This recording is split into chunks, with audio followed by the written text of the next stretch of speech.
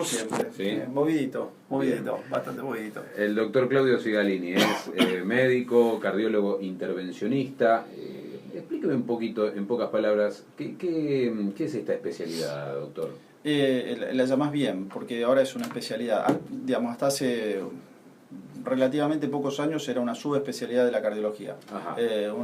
Y de hecho, para ser cardiólogo intervencionista tenés que ser cardiólogo clínico primero. Es una especialidad de un periodo de formación bastante largo. Sí. Primero, una vez que te recibiste de médico, tenés que completar tu formación en cardiología, eso te lleva no mínimo de 3 años, y después que ya te recibís de cardiólogo, tenés que hacer un entrenamiento, una nueva residencia, en esto que nosotros llamamos intervencionismo, que concretamente, para que la gente lo entienda, son todos procedimientos que nos permiten hacer diagnósticos o tratamientos a través de un catéter. Un catéter es un pequeño tubo finito, sí, que se inserta por una vena o una arteria periférica y te permite llegar navegando a través de los vasos sanguíneos, arterias o venas, generalmente al corazón, que es donde más frecuentemente queremos llegar para estudiar o arreglar algo. ¿Y cuándo se recurre a esta intervención? ¿Cuándo una persona necesita de un cardiólogo intervencionista, Claudio? Dentro del eslabón de tratamiento digamos, si vamos a hablar específicamente de cardiología, es uno de los últimos eslabones. Realmente cuando todo lo demás falló, cuando ya el tratamiento farmacológico o la prevención falló, se llega a instancias donde hay que evaluar la posibilidad de intervenir. Entonces, en ese caso, generalmente se pide un estudio diagnóstico invasivo, que eso es el cateterismo cardíaco, para hablar del corazón, coronariografía, y a partir de ahí, el paciente muy probablemente sea candidato a algún tipo de intervención, que puede ser endovascular, que es lo que hacemos nosotros, arreglar las arterias coronarias con implantes de stents, y cuando esa técnica no es posible o no es lo más adecuado para el paciente, queda el bypass, que es la cirugía abierta tradicional, el bypass aortocoronario. Claro, ¿es una intervención preventiva de un posible infarto, doctor? Sí, digamos, depende de la situación clínica donde vos te encuentres, digamos. En realidad uno lo puede hacer en el contexto de un infarto, cuando el infarto ya está instalado, y en ese caso lo que tratamos de justamente es salvarle la vida al paciente, disminuir la mortalidad. El infarto tiene una alta mortalidad si uno no lo trata rápidamente, si no abre la arteria que se tapó rápidamente. En ese caso el objetivo de la angioplastia es salvar la vida. Hay cuadros inestables, cuadros en los que hay una amenaza de infarto. Claro. Entonces, en ese caso, abrir la arteria que se está obstruyendo, que está amenazando con taparse del todo y dar un infarto, en ese caso es efectivo para prevenir el infarto y también disminuir la mortalidad. Hay otro subgrupo de pacientes que nosotros llamamos estables, que es aquel paciente que viene con síntomas de bastante tiempo, dolor de pecho bastante tiempo, pero ese síntoma no se modifica en el tiempo. Esos son pacientes de bajo riesgo, en los cuales, para mejorar la calidad de vida o porque uno detectó por una prueba funcional que ese paciente puede llegar a estar en riesgo, también las intervenciones endovasculares con implantes de stent tienen un lugar, pero ya tanto el impacto sobre la mejoría en la sobrevida es un poco menor, y en la prevención de infarto también. No sé si soy un poquito claro con lo que te explico. Está clarísimo. Nos hacemos eco de esto porque, a la par de la noticia política, de la economía, del fútbol, y hoy un día tan especial, la gente requiere precisiones sobre el tema salud. Y también hay una pregunta, más allá de las preguntas que tenemos en cuanto a los infartos y si cada vez más gente joven los padece, hay una pregunta que sobrevuela esto, y lo charlábamos antes de comenzar este diálogo con el doctor Claudio Sigalini. ¿Cómo sabemos dónde y cuándo atendernos con un médico? ¿Es el costo? ¿Es el dinero que se cobra? ¿Es pertenecer a una obra social o ir a una entidad, a un nosocomio, clínica privada de alto nivel y que cobre más caro, el que nos asegura una buena calidad en cuanto a la atención médica, Claudio? Una mirada general, ¿no?, sobre el tema. Mira, es difícil de responder, y es un tema que realmente da para hablar horas. Porque mucha gente dice, no, si este médico cobra caro o pertenece a tal institución, es seguro que es muy bueno. Mira, ahí tenemos que empezar a hablar de calidad de atención médica, que es todo un tema, y de cómo se evalúa la atención médica, y tenemos que empezar a evaluar de algo que acá en nuestro medio no es una práctica habitual, que es llevar estadísticas. Lamentablemente el médico no está habituado a llevar su propia estadística. Entonces, En realidad el médico tiene una sensación de cómo está trabajando, pero no tiene una medida real de cómo está su propio trabajo. Claro. Y eso es realmente malo, definitivamente malo. Yo siempre te hago esta comparación, digamos, cuál es la diferencia. Hay medias internacionales que te dicen que ya está probado, de donde, digamos, que se sacan de los centros de donde más volumen y más Sí. prestigio de trabajo tiene, uno tiende a igualarse estadísticamente a esos resultados. Pero supongamos, yo te doy un ejemplo de evaluar si un cardiólogo intervencionista trabaja bien o no trabaja bien. Más o menos la media admitida en intervenciones por cateterismo de complicaciones es del 1%. Sí. ¿Está? Entonces, si vos estás por arriba de esa media del 1%, estás trabajando mal. Si estás por debajo, estás trabajando bien. Ahora bien, supongamos que tenés un 2% en vez de un 1%. Realmente es muy difícil, si vos no llevas tus estadísticas, a darte cuenta. Vos no te das cuenta, los médicos que trabajan Claro. con vos no se dan cuenta, los enfermeros que trabajan con vos creen que trabajás bárbaro, pero en realidad estás teniendo un doble de complicaciones que lo que querías tener. Supongamos que un grupo trabaja a 600 intervenciones por año. Sí. Quiere decir que 6 veces por año, 6 pacientes más por año se le están complicando por ese exceso del 1% porque tiene el doble.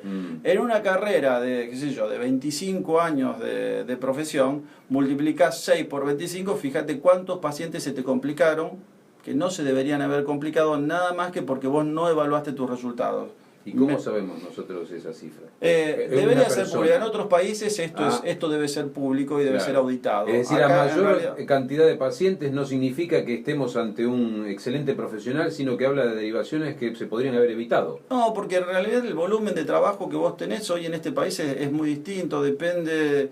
Hay obras sociales que te obligan, hay obras sociales como PAMI. PAMI tiene un volumen de trabajo enorme y PAMI digita y contrata específicamente, generalmente por costo, determinado. Y el paciente no tiene. Entonces vos te encontrás con centros que tienen una enorme cantidad de volumen de trabajo, pero en realidad no llevan una estadística de resultados. Claro. Eso es una realidad, te digo el ejemplo del PAMI, pero hay muchas obras sociales que en este momento son cerradas y aportan un volumen de trabajo importante y la gente no tiene posibilidad de elegir.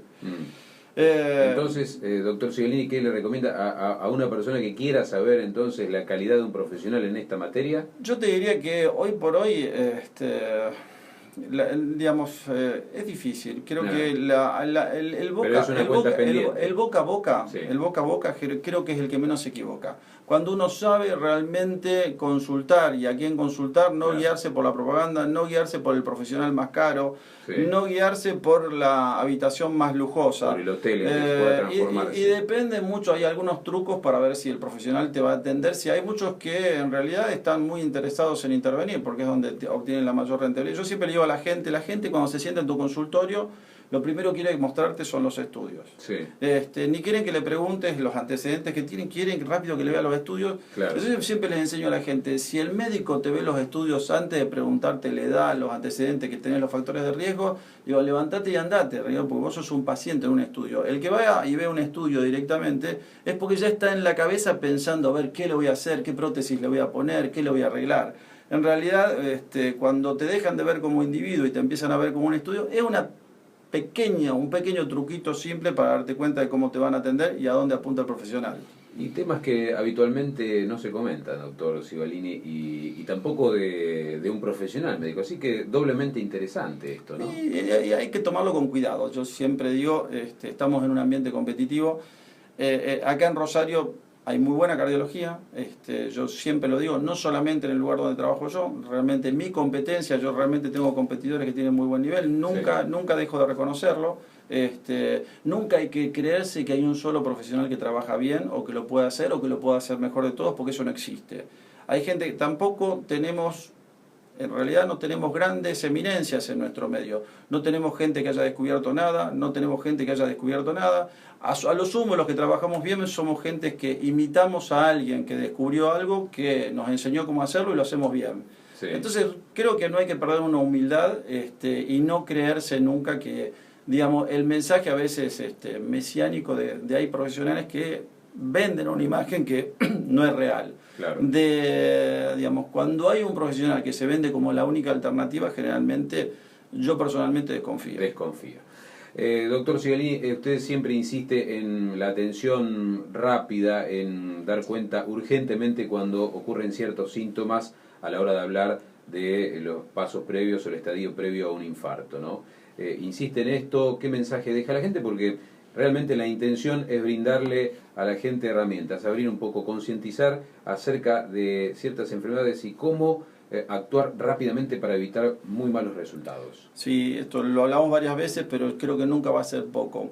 Las chances de sobrevivir a un infarto son tanto mayores cuanto más rápido el paciente recibe atención. Sí. El primer contacto médico es fundamental. La mortalidad en infarto aumenta un 2% por cada hora de demora que se inicie el tratamiento. Sí. Y no solamente el primer contacto es importante, sino a dónde llevan el paciente después. El mejor tratamiento para un infarto es una angioplastía coronaria de urgencia. Entonces el paciente tiene que ser trasladado rápidamente hacia un centro que pueda ofrecer en forma rápida una angioplastía coronaria para desobstruirle la arteria que se tapó, que produjo el daño que está evolucionando cuando un paciente se empieza a infartar. Esa es la mejor chance. Claro. Por eso es importante que la gente sepa reconocer los síntomas y por eso es importante que el sistema de salud público y privado realmente pueda brindar un acceso rápido, una atención rápida, una ambulancia que llegue rápidamente y traslade rápidamente al paciente a un centro capacitado para brindar este tipo de tratamientos. Por eso en el grupo de profesionales que usted interviene como director hay un teléfono específicamente, ¿no? Como para que la gente intervenga y rápidamente atendido por especialistas para dar los pasos siguientes y no perder tiempo, doctor. Sí, eso lo usamos mucho acá en Rosario. En general el sistema de ambulancia funciona muy bien. Claro. Muchas veces la logística de traslado de un paciente desde el interior de Rosario, recibimos mucha derivación del interior de Rosario, sí. Es compleja cuando tiene que pasar la comunicación por el telefonista del sanatorio, el telefonista del sanatorio se comunica con la guardia, esos son minutos que se pierden.